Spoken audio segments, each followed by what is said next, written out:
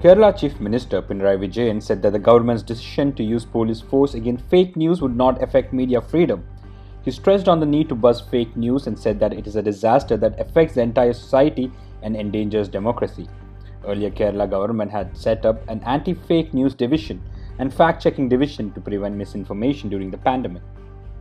Former Karnataka Chief Minister H.D. Kumaraswamy said that Kannada and other regional languages should be included in administration and reminded government that all languages were equal.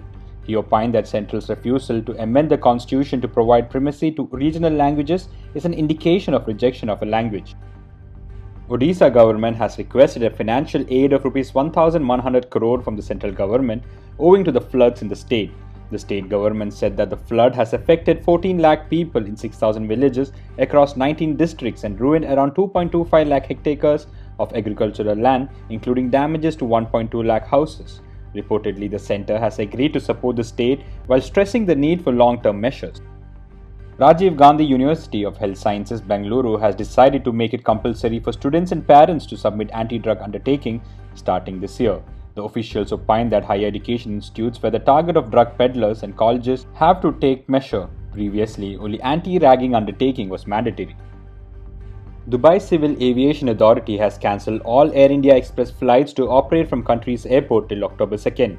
The order was passed after a flight to Dubai on September 4th was found carrying a COVID-infected passenger.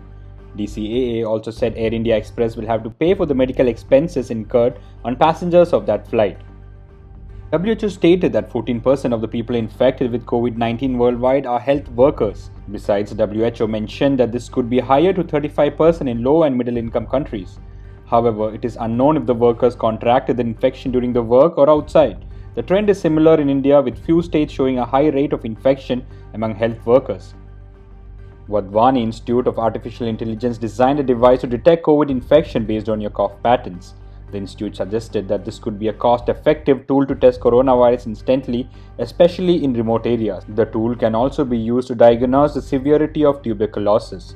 The institute is backed by Bill and Melinda Gates Foundation, and the tools are currently being tested in Bihar and Orissa. Union Minister of Atomic Energy and Space Jitendra Singh has confirmed that private companies will be allowed to use the infrastructure of ISRO. He said there are 500 companies partnering with ISRO and they can now use the resources of the latter at a cost decided by the government. Google's Play Store removed Paytm from its list owing to violation of its regulation.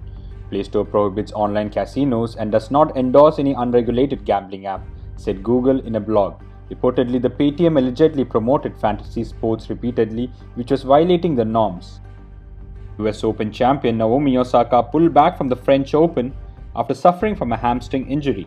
Osaka said her hamstring is still sore and she won't have enough time to prepare for the clay. Reportedly, the defending champion Ashleigh Barty also withdrew from the tournament, which is scheduled to start on September 27th. Thank you for listening to Briefly News. Have a wonderful evening.